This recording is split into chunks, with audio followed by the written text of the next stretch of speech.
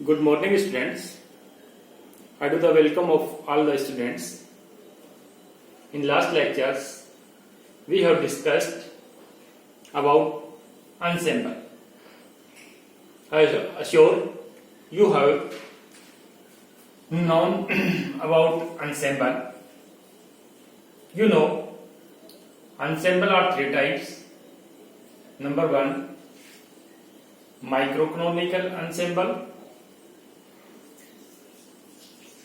canonical ensemble. Second, canonical ensemble, canonical ensemble. Third, grand canonical ensemble. अब अपने पास आता है कि ensemble क्या है। ये तो आप जान गए हैं, एक बार रिपीट और भी कर लेते हैं। ensemble, मैंने बताया था कि ensemble collection of the systems which are macroscopically identical but microscopically different. क्या एग्जाम्पल है? ensemble जो भी है, अपन माने कि नंबर ऑफ सिस्टम है, ये माना कि अपने पास एक सिस्टम है, दूसरा अपन माना कि ये भी अपने पास सिस्टम है। इसी प्रकार से अपन ने माना कि यहाँ पे n सिस्टम्स है, नंबर ऑफ सिस्टम्स है, ये अपने पास सिस्टम है। अपन डॉट डॉट करें कि अपने पास नंबर ऑफ सिस्टम्स है। मैक्रोस्कोपिकली आइडेंटिकल, माना कि इनकी जो मैक्रोस्कोपिक प्रॉपर्टी जो है वो सभी के एक समान है। यहां पे मैं कहूं कि मैक्रोस्कोपिक प्रॉपर्टी है, मैक्रोस्कोपिक प्रॉपर्टी क्या क्या समान है, पर कहूं कि एन वी ई अलग अलग एंसेंबल में अलग अलग प्रॉपर्टीज रहती है। दूसरे में अपन देखेंगे कि किसी में अपने पास एन वी म्यू आएगा, वो ग्रांड कैनोनिकल एंसेंबल में है। यहां पे अपन पहले कहें कि माइक्रो कैनोनिकल जो एंसेंबल है उसके लिए N B and E constant रहता है, जो कि उसकी मैक्रोस्कोपिक प्रॉपर्टी है। उसी प्रकार से कैनोनिकल एंसेंबल में दूसरी फिजिकल क्वांटिटी है और ग्रांड कैनोनिकल में अलग आती है, यानी सभी आइडेंटिकल है, यानी कि macroscopic identical but microscopically different. अब ये एक सिस्टम है, इसकी एक माइक्रो स्टेट होगी, माइक्रो स्टेट। इसी प्रकार से ये सिस्टम है, इसकी भी माइक्रो स्टेट होगी, माइक्रो स्टेट है। ये जो सिस्टम है इसकी माइक्रो स्टेट होगी, इसकी माइक्रो स्टेट होगी। ये माइक्रो स्टेट डिफरेंट हो सकती है। तो जितने सिस्टम है उतनी अपने पास क्या है, माइक्रो स्टेट्स। और माइक्रो स्टेट ये भी अपने पास क्या है, एक दूसरे के अपन कहें कि रेप्लिका ऑफ द सिस्टम्स, एक दूसरे की फोटोकॉपी है अपन कहें। तो बाह्य रूप से अपन देखेंगे तो सेम प्रॉपर्टी दिखाई देगी, मैक्रोस्कोपिक प्रॉपर्टी अपन के सेम है, लेकिन अंदर से अपन देखें, इंडिविजुअल अपन देखें तो माइक्रोस्टेट जो अपने पास है वो अपने पास डिफरेंट हो सकती है, डिफरेंट होती है एंसेंबल में। तो ये जो पूरा सिस्टम है ये अपने पास क्या होता है, एंसेंबल होता है। तो एंसेंबल का मतलब अपन कहें कि एक माइक्रोस्टेट ये है, एक माइक्रोस्टेट ये है, दूसरी ये है, तीसरी अपने पास ये है। इसका मतलब एंसेंबल को अपन ये भी कह सकते हैं, एंसेंबल यानी कि नंबर ऑफ सिस्टम तो होता है, नंबर ऑफ माइक्रो स्टेट, देख सकते हैं ऐसा भी, माइक्रो स्टेट। अब अच्छी तरह से आप समझ गए होंगे कि अपने पास एंसेंबल क्या है। इसकी चर्चा भी कर चुके हैं कि एंसेंबल की आवश्यकता क्यों हुई स्टैटिस्टिकल मैकेनिक्स में।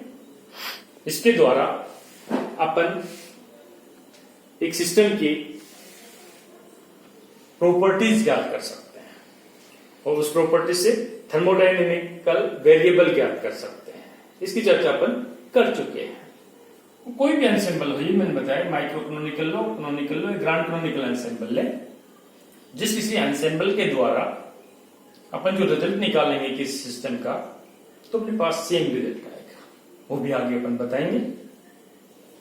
तो आज जो मैन अपन पहला ले रहे हैं माइक्रो कैनोनिकल एंसेंबल, जिसमें मैंने बताया कि NVE कांस्टेंट रहते हैं, जो कि माइक्रो स्टेट है। एन क्या है अपने पास, नंबर ऑफ पार्टिकल। वी अपने पास क्या है, वॉल्यूम है। ई अपने पास क्या है, एनर्जी है। जब अपने पास नंबर ऑफ पार्टिकल सेम रहे, वॉल्यूम समान रहे, एनर्जी समान रहे, तो इसका मतलब वो जो सिस्टम है एक आइसोलेटेड सिस्टम रहेगा, क्योंकि उसमें न तो पार्टिकल एक्सचेंज हो सकते हैं, वॉल्यूम समान है, यानी कि जो सिस्टम की जो वॉल्स हैं वो अपने पास रिजिड है, चेंज नहीं होते। एंड समान होने से पार्टिकल बाहर नहीं जा सकते, नहीं आ सकते हैं। उसकी एनर्जी भी समान है, थर्मल इक्विलिब्रियम एनर्जी का भी एक्सचेंज नहीं होता। तो ऐसा सिस्टम अपने पास क्या होता है, आइसोलेटेड सिस्टम होता है। आइसोलेटेड इसकी चर्चा अपन पहले कर चुके हैं। अभी जो अपने पास मैक्रोस्कोपिकल जो प्रॉपर्टीज हैं उसमें अपन देखें कि इसकी डेंसिटी ऑफ फेज स्टेट्स क्या होती है। डेंसिटी ऑफ फेज स्टेट जो पहले अपन ने बताया, जो कि Q और P पर डिपेंड करती है। Q और P यहाँ पे फेज स्पेस के वेरिएबल्स हैं, ये अपने पास आती है कांस्टेंट। अभी फेज स्पेस के अपन कहें कि Q और P, यहां मान ले P है और ये साइड में अपने पास क्या है, Q। फेज स्पेस को रिप्रेजेंट कर रहे हैं। Q में कहूं कि पोजीशन है, P में कहूं कि मोमेंटम है। तो कोई भी अपने पास एक पॉइंट यहां पर है, वो क्या होता है, फेज पॉइंट। Phase point. और डेंसिटी तो अपने पास क्या है कि एकांक वॉल्यूम में कितने फेज पॉइंट्स हैं, वो अपने पास कांस्टेंट होगा। कांस्टेंट का मतलब एक निश्चित इस प्रकार से सिमेट्रिक टाइप होगा। ये फेज पॉइंट, ये फेज पॉइंट, ये फेज पॉइंट, ये फेज पॉइंट, कांस्टेंट अपने पास है। क्या ये फेज पॉइंट हाइजेनबर्ग के अकॉर्डिंग सही है? क्या शार्पली अपन डिफाइन कर सकते हैं? हाइजेनबर्ग के अकॉर्डिंग, हाइजेनबर्ग क्या क्या, मोमेंटम, ये मोमेंटम है, ये अपने पास क्या है, पोजीशन x। वो दोनों को एक साथ डिटरमाइन करना असंभव है, दोनों में कुछ न कुछ अनसर्टेनिटी रहती है। तो एक फेज पॉइंट एक यूनिट सेल होता है जो कि क्यूबिक फॉर्म में अपन दर्शा सकते हैं। इसकी थोड़ा डिटेल गौर करना, क्यों मैं इसको क्यों क्यूबिक कह रहा हूं, क्यों कह रहा हूं, हाइजेनबर्ग के कारण से। एक फेज पॉइंट एक यूनिट सेल को रिप्रेजेंट करता है। क्योंकि फेज स्पेस की बात करें तो मैं पॉइंट को फेज यूनिट सेल कह रहा हूं। अब टोटल जो अपन ये ले लें, सारे पॉइंट्स अपन ले, फेज पॉइंट्स ले लिया, सारे फेज पॉइंट्स ले लिया। इसका मतलब एक फेज पॉइंट अगर एक सिस्टम को रिप्रेजेंट करता हो, एक यूनिट सेल को रिप्रेजेंट करता है, तो सारे सिस्टम्स को मिला के अपने पास क्या बनता है, अनसिंबल बनता है। This is अनसिंबल।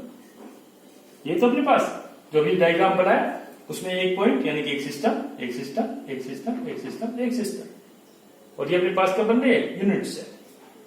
तो अपन कह सकते हैं कि फेज सिस्टम का टोटल जो कलेक्शन जो अपन माने ग्रुप में, वो एक अनसेम्बल के समान है, जो डायग्राम में आप देख रहे हैं। अब माइक्रोइकोनॉमिकल अनसेम्बल में जो अपने पास आता है कि इनकी प्रोबेबिलिटीज कैसे ज्ञात करें। डिफरेंट डिफरेंट अरेंजमेंट जो अपन लेंगे उसमें किस प्रकार से प्रोबेबिलिटीज अपन ज्ञात करें।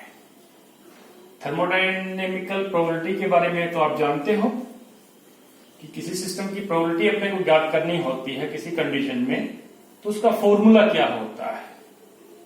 अनसेम्बल में थर्मोडायनेमिक्स में probability is the important. Probability जो अपन निकालते हैं, जिसको पीछे मैं अगर रिप्रेजेंट करूं तो एक फॉर्मूला अपने पास आता है, favourable case upon total case. Total case ये अपने पास एक प्रोबेबिलिटी का जनरल फॉर्मूला है, लेकिन इसमें तो डिफरेंट डिफरेंट केसेस होंगे। उन डिफरेंट डिफरेंट केसेस के लिए किस प्रकार से अपन प्रोबेबिलिटीज का मान ज्ञात करेंगे। माना कि अपने पास n पार्टिकल्स हैं और n पार्टिकल r तरीके से रखे जाते हैं।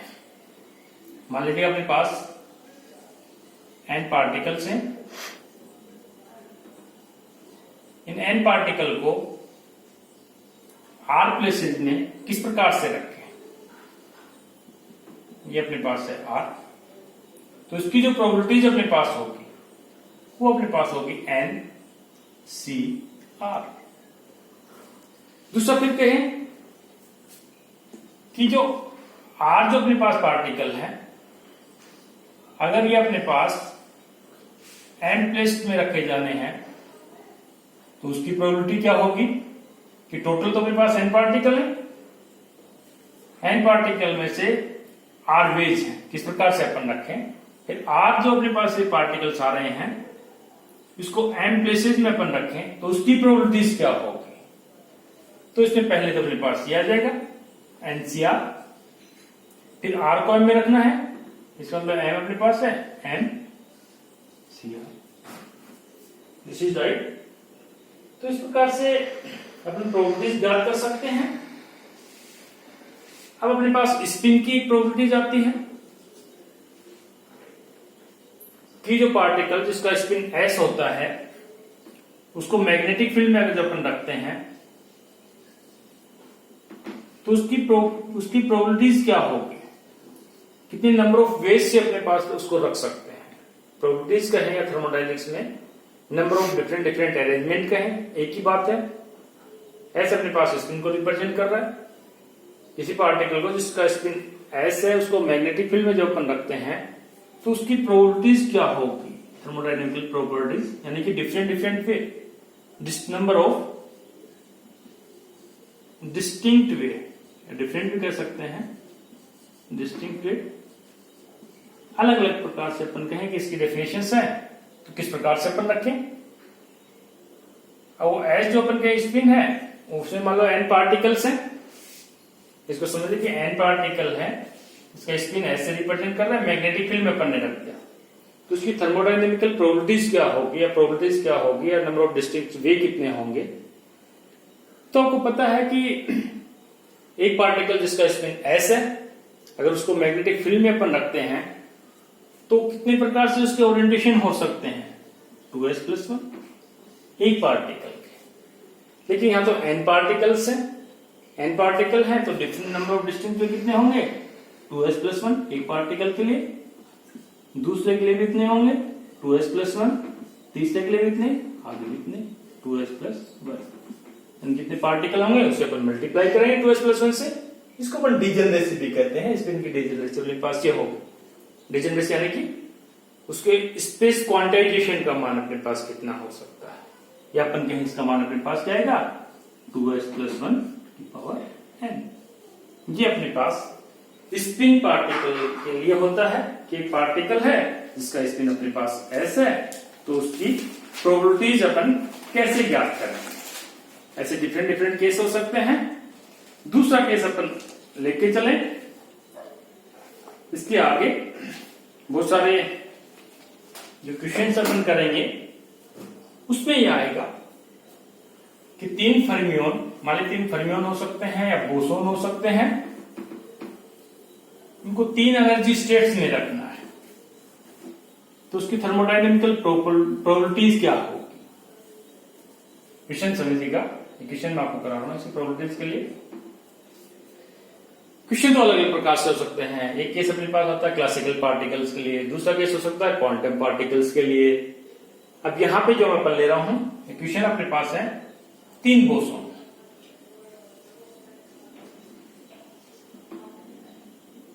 और इसको 3 एनर्जी स्टेट्स में रखना है। ये अपने पास एक स्टेट, एक ये है, एक स्टेट अपने पास है जिसकी ऊर्जा का मान अपन कहें 0 E और E है, E2 अपने पास की है, अपने पास 2E। अब ये कहें कि फर्स्ट जो स्टेट है वो डबल डीजनरेट है, यानी कि G का मान अपने पास क्या है इसके लिए 2 और G का इसका मान कितना है 3, और ये ग्राउंड स्टेट जो अपने पास है ये एज इट इज है। तो इसको अपन कहें कि इस स्टेट को 0 को अपन एज इट इज मान लेवल को, ये डीजनरेट है तो ये 2 स्टेट में डिवाइड हो गए, ये G=3 है तो अपने पास 3 एनर्जी स्टेट्स बन गए। तो टोटल अपने पास प्लेसेस कितने हुए, आप तो आप देख रहे हैं 3 तो 5 1 6, यानी कि GI अपने पास कितने हो गए 6, और NI अपने पास कितने हैं, NI इज इक्वल टू अपने पास क्या है 3।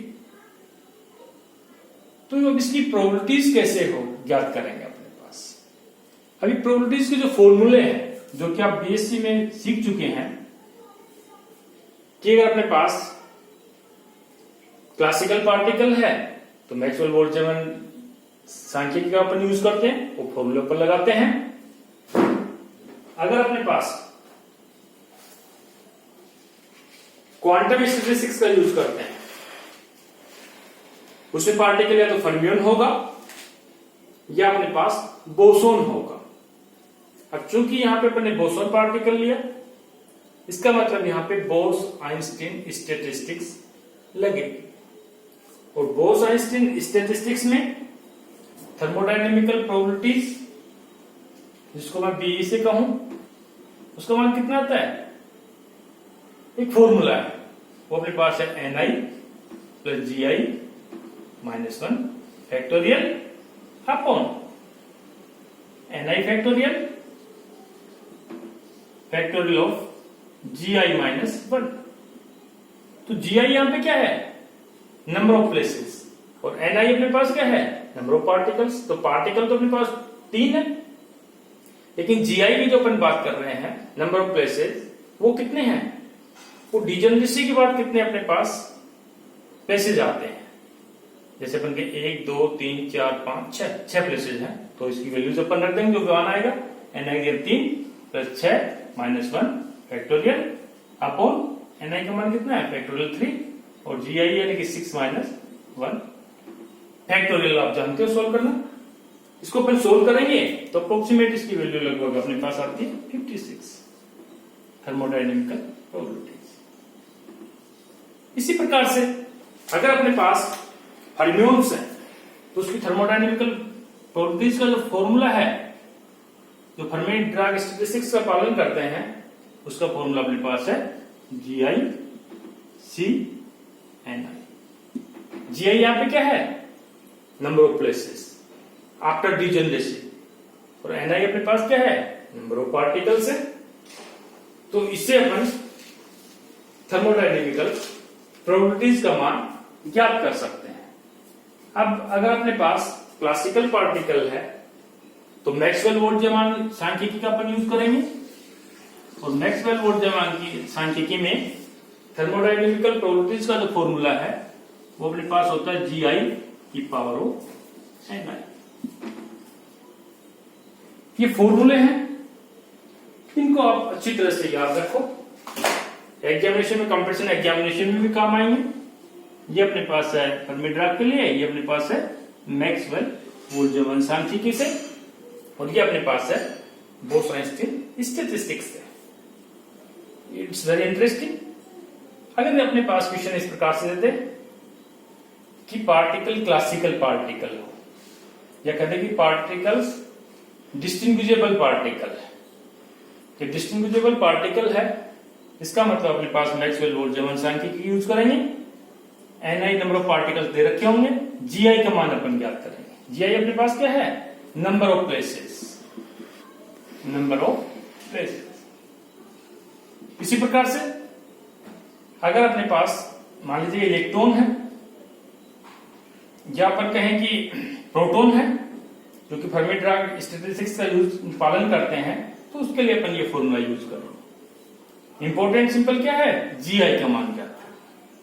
तो माइक्रोकैनोनिकल एनसेम्बल में सबसे पहले अपने पास आता है थर्मोडायनेमिकल प्रोबेबिलिटीज का मान ज्ञात करना, और ये थर्मोडायनेमिकल प्रोबेबिलिटीज अपने पास क्या होती है, number of different way, number of arrangement of distinct way, this is the thermodynamical probabilities. Thank you. इसके बाद अपन आगे चर्चा करेंगे।